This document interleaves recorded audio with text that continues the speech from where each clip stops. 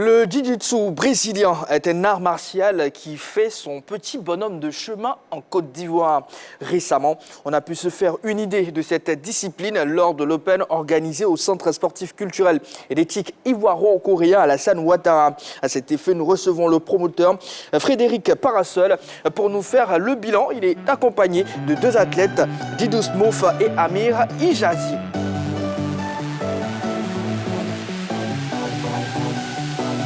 Bonsoir Président, comment allez-vous? Ah, le Président maîtrise la team. La team, là, je suis En tout cas, merci beaucoup. Vous arrivez de regarder l'émission. En tout cas, merci beaucoup pour la force. Merci. Bienvenue encore une fois. Smooth, comment vous allez? Ça va très bien. Merci pour l'invitation. En tout cas, nous sommes très heureux de vous avoir avec nous. Amir? Ça va, merci en tout cas de nous avoir aussi aujourd'hui. Donc c'est super. Allez, on va passer un bon moment. Je rappelle que vous ne serez pas seul athlète ce soir. On va recevoir vers la fin d'autres athlètes pour toujours parler de cette discipline. Alors, le samedi 1er octobre 2022 a eu lieu la première compétition de jiu-jitsu brésilien en Côte d'Ivoire que vous avez organisée avec votre club, président Awale Brazilian Jiu-Jitsu Abidjan. Est-ce que vous pouvez expliquer déjà pour commencer, c'est quoi le jiu-jitsu brésilien? Merci JB. Alors pour présenter le JJB et ses origines, je vais laisser plutôt Amir, parce qu'Amir est pratiquant depuis bien plus longtemps. Donc Amir va expliquer un petit peu déjà les origines du JJB. D'accord. Amir? Donc il faut savoir que le JJB déjà c'est un art martial qui est basé sur tout ce qui est projection et l'aspect sol des sports de combat. Donc il n'y a pas de percussion. C'est différent de la boxe, c'est différent de la boxe anglaise et des autres sports de percussion. C'est des sports basés uniquement sur les projections et une fois qu'on est au sol, sur tout ce qui est clé articulaire, étranglement et compression musculaire. Ça ressemble un tout petit peu au judo? Justement, c'est là qu'on vient à ça, c'est inspiré justement du judo. De base, c'est inspiré du judo et également du jiu-jitsu japonais. Donc, dans les années début du XXe siècle, c'est des Japonais qui ont migré au Brésil et qui ont enseigné sur place à des Brésiliens leurs arts, que les Brésiliens ont ensuite repris et modifié, amélioré à leur façon, afin de faire ce qu'on appelle aujourd'hui le jiu-jitsu brésilien. Donc, c'est un peu ça. D'accord. Yellow. Je voulais savoir quelles sont les influences brésiliennes dans la pratique du JJB. Donc la réalité, c'est qu'à la base, les combattants japonais qui étaient arrivés au Brésil avaient décidé d'apprendre à quelques pratiquants leur art. Et il s'est avéré qu'un de ces pratiquants, qui avait des problèmes de santé et qui était très faible physiquement, donc c'est une personne qui était très peu athlétique, qui n'avait pas l'habitude de faire d'autres sports et qui était passionné de la discipline. Donc il suivait les entraînements de son grand frère et des maîtres japonais justement qui étaient venus leur apprendre. Et cette personne, elle se nomme Helio Gracie, qui est aujourd'hui le père du jiu-jitsu en quelque sorte. Et cette personne, elle a modifié en fait totalement l'approche parce que étant lui-même une personne ayant des problèmes de santé, il ne pouvait pas s'entraîner et faire comme les autres. Donc il a dû modifier l'art et au lieu de se concentrer sur tout ce qui était force physique et puissance, plutôt faire en sorte qu'une personne, même moins forte physiquement, puisse dominer dans un combat. Et c'est là qu'est venue toute la philosophie du jiu-jitsu, où une personne plus légère, moins forte physiquement, peut battre une personne plus lourde et plus forte. En tout cas, on assiste à un CM. Amir, merci beaucoup. Oui. C'est précis, concis et clair, on adore, simplement. Merci. Yves? Moi, c'est de savoir quelles sont les règles de base de votre discipline. Donc de base, il faut savoir que le jiu-jitsu, c'est un sport qui se démarque par une chose. Il y a énormément de différentes règles en fonction des organisations. C'est pas comme le foot, c'est pas comme le basket où tout est uniformisé. Chaque organisation a ses propres règles, mais on revient toujours sur des règles qui sont plutôt similaires. Donc en général, on a deux athlètes qui commencent debout. Certains peuvent commencer assis, mais généralement, on a deux athlètes qui commencent debout. Et on a des points en fonction de si la personne amène l'autre au sol et en fonction des positions qu'elle prend. Par exemple, il y en a les positions comme le dos. Quand on finit dans le dos de notre adversaire, dans une position bien précise, on marque 4 points. Si on amène la personne au sol, on marque 2 points. Il y a énormément de façons de marquer des points, mais en général, On marque 2, 3, 4, 1 point en fonction de la position. Et bien sûr, comme le but du sport, c'est les soumissions, c'est de faire abandonner son adversaire par clé de bras ou étranglement ou compression musculaire ou autre. Le but, ça va être de finaliser. Donc on peut gagner un combat soit par point, soit par finalisation. Et ça, c'est les règles qu'on adopte dans 90% des compétitions. Des compétitions. Et après, on a bien sûr d'autres compétitions qui ont leurs propres règles, mais ça, c'est D'accord. un sujet assez long. Smouf, alors, vous, qu'est-ce qui vous a attiré vers le JJB et depuis combien de temps vous pratiquez ce sport? Moi, ça doit faire quelques années que je pratique. Maintenant, ça doit faire 5 ans, 6 ans. J'ai découvert ça quand j'étais en France. En fait, c'est un ami, tout bêtement, qui faisait des sports de combat, qui m'a amené une fois à une salle de jiu-jitsu brésilien. Et assez vite, j'ai beaucoup aimé le sport. C'est un sport qui rend très vite addict parce que c'est assez technique. On pense que c'est simple, mais au final, il faut beaucoup répéter pour pouvoir adapter son jeu, etc. Donc voilà, j'en faisais d'abord en France et j'avais la chance d'avoir une salle à côté de moi. Donc j'y étais régulièrement. Et en arrivant ici, c'est là où... Ça a continué? Justement, j'ai voulu continuer à la base, mais au début, il n'y avait rien. Et je me suis retrouvé à chercher, à avoir fait plein de salles pour essayer de trouver un club de jiu-jitsu brésilien ici. Et c'est vrai qu'au début, c'était compliqué, jusqu'à ce que Awale existe, en fait. Awale qui existe depuis 4 mois. Donc, en termes de palmarès, Amir, ça donne quoi? J'ai fait pas mal de compétitions un peu partout en France, au Liban, ici. Certaines que j'ai remportées, d'autres non. C'est ma première compétition en Côte d'Ivoire. Malheureusement, il y a quelques mois, il y avait eu une autre compétition à laquelle ils ont pu participer. Moi, je n'ai pas pu parce que j'étais à l'étranger. Donc, c'est ma première compétition en Côte d'Ivoire. Je suis assez content déjà d'avoir participé à une compétition de jiu-jitsu en Côte d'Ivoire. Je ne pensais pas que ça allait être fait de sitôt. Donc, on est déjà très content pour ça. Et après, les résultats, forcément, ça apporte un plus. D'accord.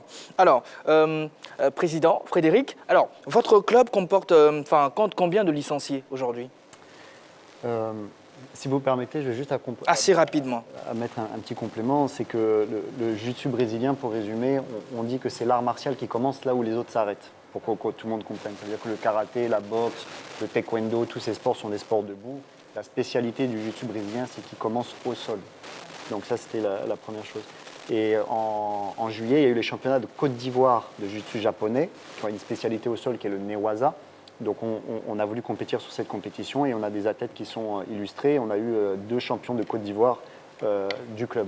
Donc le club, effectivement, a 4 mois et a été créé et fondé par nous plus 2 autres personnes que vous voyez ici. Donc en fait, c'est tout simplement des passionnés qui pratiquaient chez eux, à droite, à gauche, qui ne trouvaient pas de club. Moi, je ne trouvais pas de club. J'ai voulu le faire dans un club. On ne me dit pas de club. Et ça a été le même cas pour tout le monde. Et on s'est retrouvés en fait autour de cette passion. Et là, on a dit, pourquoi est-ce qu'on ne créerait pas un club et structurer ce club et le faire évoluer. Donc effectivement, le club a 4 mois. On l'a créé en juin. En juillet, on a fait les championnats de Côte d'Ivoire de Newaza. On a eu des titres. En août, on a fait une masterclass. Donc une masterclass, c'est en fait une séance qu'on offre aux athlètes d'autres disciplines, le judo, d'autres disciplines, pour venir découvrir. Donc on loue un espace, on les accueille et on leur donne des techniques de base. Parce que l'objectif, c'est de développer le JJB. Donc l'objectif, c'est de faire monter d'autres pratiquants. Parce que sinon, si on reste entre nous, ce n'est pas l'intérêt. C'est ça, Yellow. Justement, à 4 mois de création, sentez-vous l'intérêt des Ivoiriens face au JJB? Alors, pour tout vous dire, c'est quand même nous, on est bluffés, ça va très vite. Ça va très vite parce que en 4 mois, on se retrouve à faire cette compétition, à organiser un événement, on y reviendra. L'événement de samedi dernier, on l'a organisé en 14 jours. Exactement en 14 jours. Félicitations, tout simplement. Merci. Alors, pourquoi Awale? Quand on sait que Awale, c'est le nom d'un jeu traditionnel qu'on aime bien. Alors, merci pour cette question. Elle est très, très, très intéressante et elle reflète l'état d'esprit en fait du club. Pourquoi? Alors, en Europe et dans le reste du monde, le JJB, le jiu-jitsu brésilien, est comparé au jeu d'échecs. C'est réellement un jeu de stratégie. Au-delà de l'art martial, il y a des coups qu'on va porter. On doit toujours avoir 2-3 coups d'avance. Donc, c'est comparé au jeu d'échecs. Et en Europe, il y a des clubs qui s'appellent par exemple Checkmat pour le jeu d'échecs et le tatami. Donc, nous, on voulait vraiment marquer une empreinte, une identité africaine. C'était très important. On voulait une identité africaine, une identité locale. Donc, on a cherché et tout naturellement, jeu de stratégie, de réflexion, de calculer des coups d'avance, etc. C'était là Awale qui est venu. Donc, c'est vrai que ça ne rime pas du tout avec du fight ou avec du sport, mais c'est le côté décalé et le côté local. Alors, le 1er octobre, combien d'athlètes ont pris part à votre événement? Alors sur ce premier événement, on a eu 45 combattants sur plus de 60 combats. Le point qui était important pour nous, c'était de réussir à faire un événement orienté sur le partage, qui est une des valeurs de notre club, orienté sur le partage dans un encadrement, j'ai envie de dire, comme en Europe, comme aux États-Unis. Ça veut dire ambulance, service de sécurité, une salle agréable, un service de boisson, de la nourriture. Donc on a fait en sorte d'avoir un événement. Et tout ça a été possible grâce à des partenaires, je suppose? Absolument. Donc on a eu des partenaires privés puisqu'on est uniquement sur fonds propres. Aujourd'hui, donc il faut savoir qu'il n'y a pas de fédération de jiu-jitsu brésilienne en Côte d'Ivoire. Ça existe ailleurs? Ça existe ailleurs. En France, il y a une fédération de judo, une fédération de jiu-jitsu japonais, une fédération de jiu-jitsu brésilien. Est-ce que je me trompe si je dis que c'est l'objectif visé? Nous, on est un club. Donc on est un club. On est un peu orphelin, donc naturellement, on avait le choix de se rapprocher soit du judo, parce que le JJB découle ancestralement du judo, soit du jiu-jitsu japonais. Très simplement, on s'est orienté sur le jiu-jitsu japonais, parce qu'ils ont une spécialité au sol qui est le newaza. Donc toujours dans un souci de partage, c'était important pour nous, on se rapprochait plus du jiu-jitsu japonais, et ça permet aussi de leur donner des techniques et de faire évoluer les athlètes du newaza. D'accord, Yves a une question. Oui, 45 combattants ont pris part à cette compétition. Ils s'étaient répartis dans combien de catégories? Alors, il y avait exactement 7 catégories. Il y avait 7 catégories de poids, d'accord? On a fait des débutants et des intermédiaires. Je ne vais pas rentrer trop, mais dans le système de ceinture, pour pas qu'un ceinture blanche se retrouve avec un ceinture noire. Donc, on a fait des systèmes débutants, intermédiaires, et par catégorie de poids. Donc, ce qu'il faut savoir aussi, c'est qu'au JJB, très souvent, dans les différentes organisations dans le monde, dont l'IBJJF, qui est l'International Brazilian Jiu-Jitsu Fédération, la tradition veut qu'en fin de compétition se retrouve une formule qu'on appelle absolute. Et l'absolute, en fait, c'est tous les vainqueurs de chaque catégorie qui se retrouvent dans une catégorie tout poids confondu. Donc, ce qui a été le cas, et on a pu mettre en place ceci.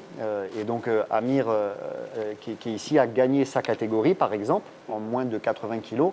Il a gagné sa catégorie et il a gagné la catégorie absolue. Pour prouver que ce n'est pas les 90 ou les 100 kilos, ce n'est pas forcément le poids et ce n'est pas la force qui prédomine. Et Amir a réussi à montrer qu'avec beaucoup de techniques, il a réussi à battre des athlètes de 95 et 100 kilos. Yellow. Excusez-moi, il y a une question sur le genre. Y a-t-il des compétitions pour des dames? Parce que là, sur les images, on ne voit que des hommes. Alors, absolument, très intéressant. Et sur le plateau aussi, je ne vois que des hommes. J'ai voulu faire venir des femmes. Ah bon. Ça, c'est la petite. Non, alors, c'est un sport qui est énormément pratiqué par les femmes. Tout simplement parce qu'une femme, très rapidement, ça lui parle en termes d'autodéfense sur des bases. Parce que quand vous avez quelqu'un qui fait 95 ou 100 kilos, qui est sur vous, vous êtes allongé sur le dos, et que cette personne de 100 kilos est sur vous, comment, avec juste de la technique, vous arrivez à renverser cette personne et à l'immobiliser. Et c'est quelque chose qui parle de suite, parce que c'est du concret. Donc aujourd'hui, le club n'a que 4 mois. Notre ambition, c'est d'avoir une section féminine. Okay. On a déjà 3 licenciées féminines dans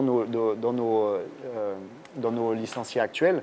Et effectivement, notre objectif, c'est de développer aussi sur le féminin. Donc, c'est la future adhérente. D'accord. Sur l'absolute, assez rapidement, Amir, qu'est-ce qui a fait la différence? Je pense que, bon, après, il y a forcément le travail, il y a la discipline, les entraînements, ça, on n'en parle pas parce que c'est évident. Mais je pense que ce qui a fait la différence, surtout dans l'absolute, c'est peut-être un peu la stratégie. Partir dans chaque combat en sachant à l'avance qu'est-ce qu'on va faire, comment on va le faire, pourquoi on va le faire. Et je pense que c'est important, comme dans tous les sports, d'avoir une stratégie prédéfinie.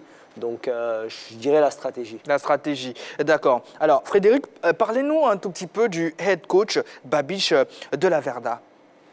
Alors aujourd'hui, le club est structuré, d'accord. Il y a une cellule marketing, une cellule communication, une cellule relation avec les institutions, une cellule sponsoring, et il y a une cellule technique forcément. Et cette cellule technique, le club ne peut pas exister sans l'ADN qui est la technique. Donc aujourd'hui, on a la chance d'avoir notre head coach qui vit en France, qui est diplômé d'État de la Fédération française, qui intervient en tant qu'éducateur diplômé de la Fédération française et qui est ivoirien. Donc il fait des voyages réguliers en Côte d'Ivoire. Et donc l'aventure est partie avec lui, puisque c'est ce qu'on appelle dans le JB un black belt, donc un ceinture noire. Les ceintures noires sont assez rares au jiu-jitsu brésilien. Et donc tout part du black belt. Ça veut dire C'est le head coach qu'on voit là voilà, sur, donc, c'est ça. Donc sur, Ahmed Touré, sur- voilà, oui, c'est ça. en illustration. C'est ça. Donc on le voit en illustration. Donc vous pouvez le voir, c'est quelqu'un qui c'est son métier. Hein, c'est une passion et un métier. Il vit que de ça. Et il voyage tous les ans à travers le monde. Il a fait le Brésil une dizaine de fois. Il est ivoirien. Il est ivoirien. Ivoirien. Et il est ivoirien. Il a fait les championnats du monde. Il a été médaillé. Bon, on voit. Hein, il a fait les championnats d'Europe et les championnats du monde. Et donc c'est vraiment un passionné qui transmet. Donc en fait, c'est notre head coach. C'est lui qui donne tout le programme. On le fait venir tous les 2 mois. Donc il y a un vrai suivi. Tous les 2 mois, il vient dans le club pour faire un stage de 10 jours, pour voir l'évolution des athlètes, voir qu'est-ce qu'il y a à travailler. Et localement, on a notre coach, qui lui est ceinture marron, et notre coach, donc Hachim Diop, qui nous encadre au quotidien. Comme quoi, la Côte d'Ivoire a des valeurs. Absolument. Yves, Allez, on constate que c'est une discipline assez intéressante. Est-il possible de voir un de vos pratiquants combattre au niveau du MMA? Alors, question effectivement très intéressante parce qu'il faut savoir que les premiers UFC, on a parlé un peu des prémices et des origines, il faut savoir que les premiers UFC, c'était donc, on a parlé de la famille Gracie qui a développé le JJB au Brésil au début des années 1900. Et c'est toute une lignée de combattants dans leur famille. Les premiers UFC, c'est Gracie même qui était dans l'organisation et un de leurs enfants, ils ont choisi, ils avaient 3 fils, ils ont pris le plus faible. Ils ont pris le plus faible et le plus petit pour participer au premier UFC. Et il a soumis tout le monde, il a gagné la compétition. En moins d'1 minute, il soumettait tout le monde. Donc on peut regarder sur YouTube, vous retrouvez facilement. Donc ce que je veux dire par là, c'est que le MMA, le Mixed Martial Art, le JJB est l'essence même du MMA. Donc ça veut dire on ne peut pas rentrer dans une cage. Je connaissais un ami qui a été 8 fois champion du monde de boxe thaï, 8 fois, Cyril Diabaté. Il a été 8 fois champion du monde de boxe thaï. L'UFC l'a appelé. Il a dû s'entraîner pendant 1 an au JJB avec les meilleurs athlètes de JJB. Parce que rentrer dans une cage où, entre guillemets, tous les coups sont permis, le pied-point ne suffit pas. Il faut du corps à corps. voilà, c'est bien noté. Yves, Oui, j'ai envie d'enchaîner. d'enchaîner. Oui. Permettez-moi de, de poser une question, même si j'ai eu quelques éléments de réponse. On peut pratiquer le jiu-jitsu brésilien jusqu'à 50 ans, voire plus. C'est ça. Et ce soir, on a la chance d'avoir un pratiquant qui a plus de 50 ans. C'est bien ça? Alors c'est ça. Très souvent, on arrive au JJB. On va le recevoir. Oui. Voilà. Il n'est pas seul d'ailleurs. Voilà. Pierre Laurent. Pierre Laurent. Il est sur le plateau avec nous, accompagné de quelques athlètes. Vous allez vous mettre. Bonsoir, juste à messieurs, dames. Voilà. Bonsoir, merci de nous recevoir. Bonsoir Laurent. Bonsoir. Comment allez-vous? Très bien, Rapprochez-vous. merci. Voilà. Allez-y. Ok. Voilà. Avec ton Venez. gossé, hein, Bonsoir. un bel athlète. Si c'est pas indiscret, quel âge avez-vous? Alors j'ai un peu plus de 62 ans, bientôt 63, en début d'année prochaine. Voilà. Plus d'un demi-siècle. Waouh. Ouais. Alors, 1960, né en 1960. Oh, ça. Salut à la Côte d'Ivoire. Et je suis sénégalais, donc je suis voisin. Hein. On n'est pas tellement loin. On n'est pas tellement. Qu'est-ce qui vous a attiré justement vers cette discipline? Alors, la discipline, moi j'ai pratiqué pendant très longtemps des sports de Rapprochez le micro. J'ai pratiqué pendant longtemps du judo. Voilà, toute ma jeunesse, j'ai fait partie d'un club de judo. Et à l'époque, vous savez, dans les années 66, 70, quand on pratiquait un sport de combat, il n'y avait pas 36 000 disciplines. C'était le judo, la boxe ou le karaté. C'était vraiment les 3 sports qui étaient... C'était pas encore ouvert, on va dire. Non, c'était Il y pas avait encore ouvert. Il n'y avait pas toutes ces disciplines. Et puis, il y a peu de temps, à Dakar, en 2018, il y a un club de JJB, donc de Brazilian Jiu-Jitsu, qui s'est créé. Et puis, j'ai eu envie de remettre le kimono, hein, ou le judogi, comme on dit. Et puis, voilà, tout naturellement, je suis retourné sur les tatamis. Alors, Laurent, est-ce qu'à votre âge, il y a des compétitions? Oui, alors c'est vraiment la particularité de ce sport. C'est excellent. Hein, vous avez la possibilité de pratiquer votre sport sur l'ensemble des continents, pas encore en Afrique malheureusement, mais où vous avez, c'est un petit peu comme si vous prenez un circuit en termes de tennis, d'accord ? Vous avez des tournois majeurs et puis vous avez des tournois sur lesquels à moins d'étoiles. Vous avez des tournois majeurs avec des valeurs de 7 points, vous avez, valeur ajoutée, oui, de 7 points, vous avez des tournois à valeur 4 points. Et chaque année, il y a des événements qui sont organisés. Vous avez les championnats du monde, vous avez les championnats d'Europe, championnats d'Asie, championnats d'Amérique du Sud, surtout au Brésil. Et en dehors de ça, vous avez le tournoi de Paris, le tournoi de Londres, etc.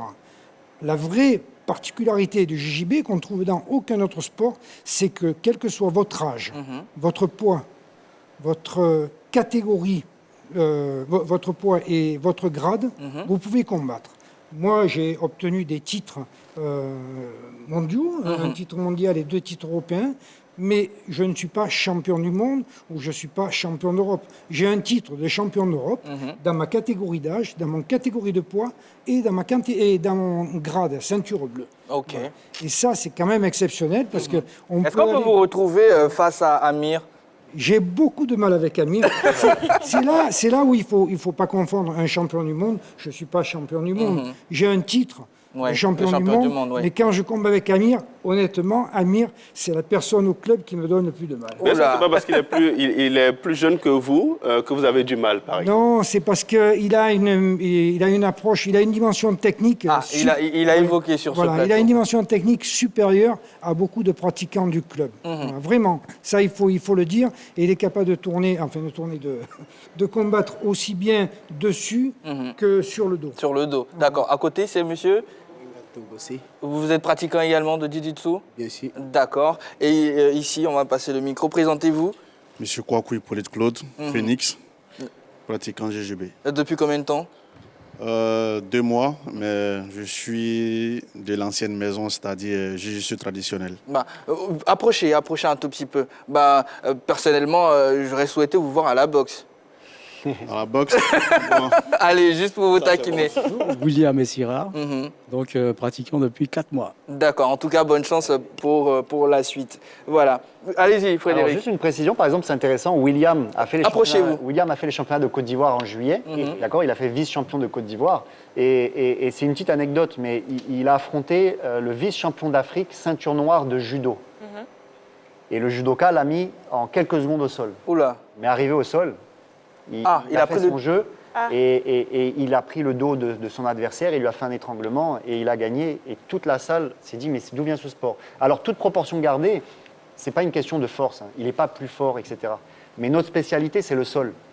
Donc, face à un ceinture noire, beaucoup gradé, William est ceinture blanche pratiquant depuis 4 mois, à partir du moment où on a les bases et qu'on maîtrise les bases, on arrive à faire la différence au sol. On parle de Jiu-Jitsu brésilien, mais derrière, combien de temps dure un combat de Jiu-Jitsu brésilien? Ça va dépendre des catégories, ça va dépendre également des compétitions. Mais en général, pour une ceinture blanche, ça va être 5 minutes. Ok. Et ça peut monter à 10 minutes, voire plus pour une ceinture noire de Jiu-Jitsu. On va terminer sur ça. Malheureusement, le temps qui nous est imparti est terminé. Yves? Oui. J'avais une question. On constate que le Jiu-Jitsu existe depuis bien longtemps. 1900, vous avez évoqué, bien répandu dans certaines contrées du monde, telles que le Brésil, la France et autres. Mais on constate que votre discipline n'est pas encore autorisée du côté des Jeux Olympiques. Qu'est-ce qui explique cela? Alors effectivement, ce n'est pas une discipline olympique aujourd'hui. Même si ça fait longtemps que ça existe, c'est vrai que ça fait que quelques années, ça doit faire une vingtaine d'années déjà que ça se développe, que ce soit en France ou aux États-Unis, un peu plus au Brésil. Ça vient d'arriver par exemple en Afrique, il y a encore des endroits où c'est en pleine expansion en fait. C'est quand même un sport assez jeune. Si on le compare au judo qui existe depuis quand même un nombre d'années bien supérieur, le jiu-jitsu, même si ça fait un moment que ça existe, c'est quand même un sport assez récent. Peut-être dans 10 ans, 15 ans... C'est moins médiatisé et moins licencié. D'accord. Frédéric, vraiment pour terminer, rapidement, vos objectifs avec le club à Wally. Ok, donc le club, l'objectif c'est déjà de continuer de le développer. Alors pour la petite histoire, on est en train de finaliser dans les jours à venir l'affiliation à l'IBJJF, la Fédération internationale. Tout simplement pourquoi? Parce qu'on veut être carré et structuré. Donc on veut que nos licenciés avec leur ceinture soient reconnus à l'international. De la ceinture bleue à la ceinture noire, ils seront enregistrés. Donc on va avoir l'affiliation et on sera le premier club en Afrique de l'Ouest. C'est extrêmement facile à vérifier, il suffit d'aller sur le site de l'IBJJF. Vous verrez, il n'y a aucun club en Afrique de l'Ouest. Les seuls clubs, ils sont en Angola. Bon, l'Angola étant, on connaît les relations avec le Brésil. Et vous vous entraînez où? Alors, on s'entraîne, pour l'instant, on a une salle, un dojo en zone 4. On s'entraîne 4 fois par semaine. Et on va faire évoluer le club. On a des objectifs. Donc on vous retrouve sur Facebook également? Alors, on nous retrouve sur les réseaux sociaux, Facebook et Instagram, Awale BJJ. on nous retrouve, on peut nous suivre. Merci beaucoup Frédéric Merci à vous, d'être merci. passé. Amir. On n'a pas pris de carton jaune. Oh. On n'a pas intérêt à vous donner le... Allez, Alors, restez au avec JJB, moi. on oui. a coutume de dire os. Os, Ça veut dire merci. c'est Ah, la fin. d'accord, merci beaucoup à vous également. Voilà, l'AFI, l'association des footballeurs ivoiriens au cœur de la tourmente. Qu'est-ce qui se passe? Eh bien, c'est le prochain sujet que nous allons aborder. Restez avec nous, ne zappez surtout pas, le foot arrive